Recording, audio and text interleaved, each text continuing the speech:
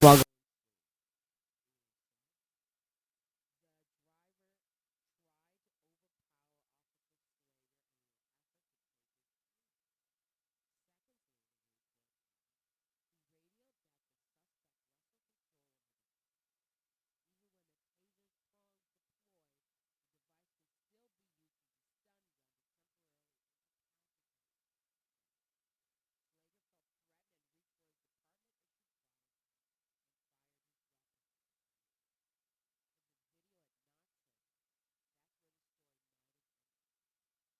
going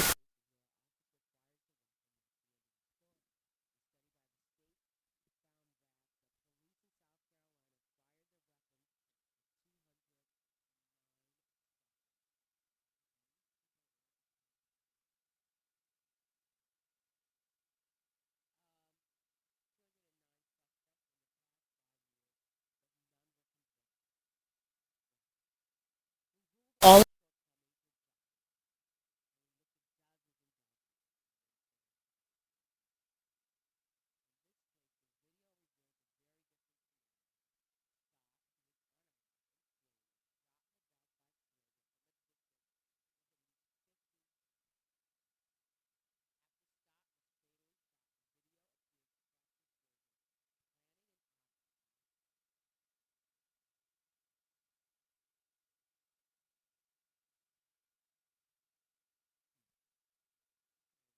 let's so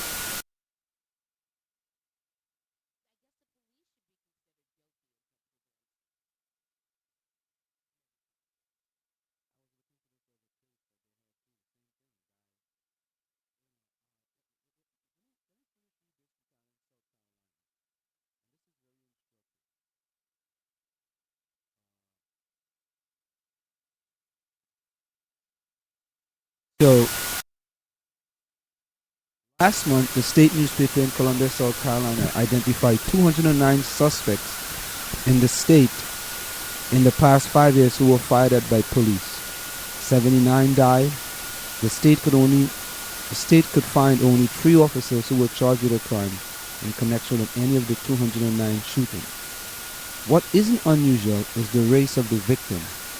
Of those 79 people in South Carolina who were fatally shot by police, 43% or 34 people were African American.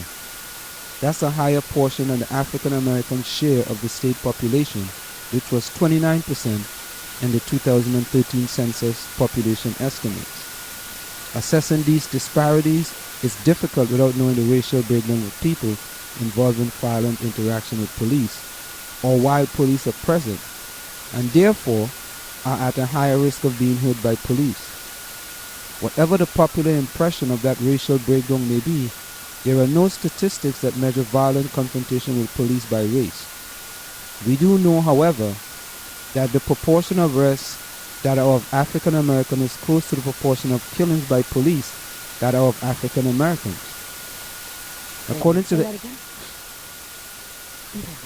whatever the popular impression of that racial breakdown may be, there are no statistics that measure violent confrontation with the police by race.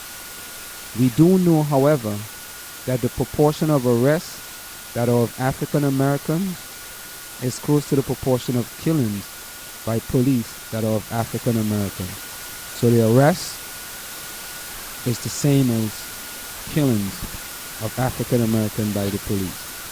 According to the FBI, 28% of the people arrested in the U.S. in 2013 were African Americans. To compare, according to data from a project called Mapping Police Violence, 30% of people killed by police in the U.S.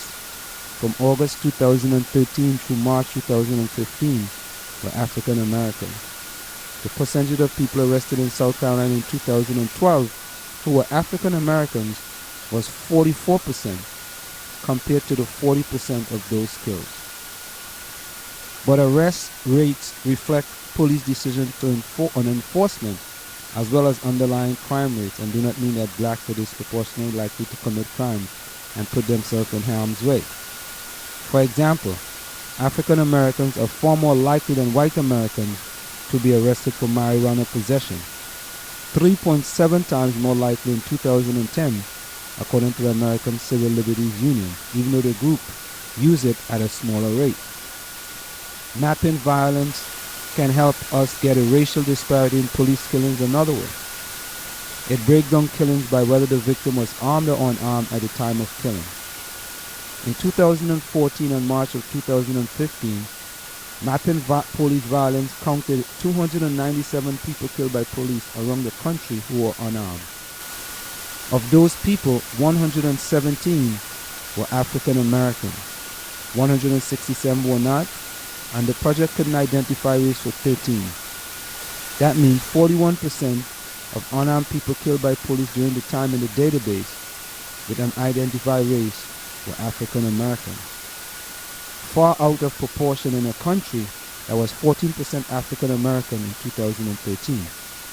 Among people who were armed when killed by police and for whom researchers had race data, 25% were African American. That disparity can be seen in a variety of statistics about police. Data collected by Mapping Police Violence showed that 31 people were killed by South Carolina officers. Were killed by South Carolina officers from August 2013 through 2015. 30 had an identified race. 12 victims of the 30, or 40%, were African Americans, 11 percentage points higher than the proportion of the state that was African American in 2013. That puts South Africa squarely in the middle of other states in terms of the gap between the percentage of police shooting victims who were black and the African American share of population. And then they give you a table that shows that. So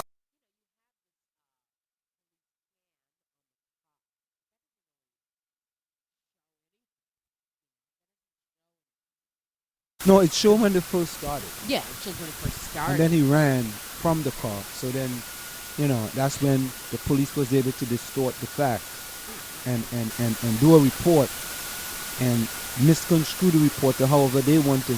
And the sad thing about it, you know what? The attorney that was defending that guy, that was saying that there was a struggle, they should send him to jail too. And the police chief, if he was defending the officer before he had all the facts and he was using the officer's description of what happened, he should be fired. This thing, you know what this is like? This is like what's going on in this district. This is a big stretch. Go ahead, let me hear. As far as institutionalized racism is concerned. Because after last night, man, it's crazy that listen, all police officers are not bad cops. That is the thing people fail to understand.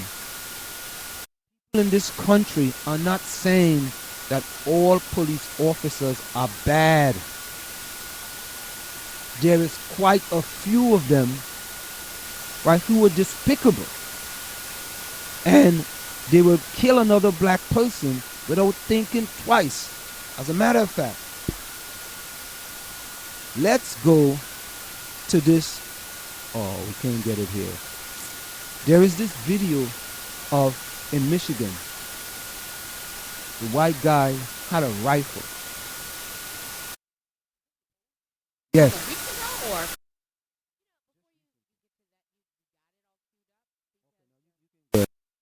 I was trying to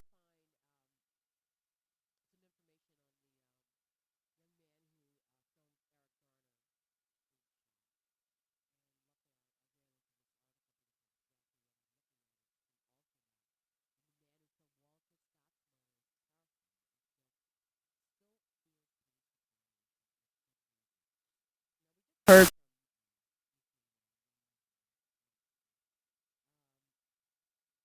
China.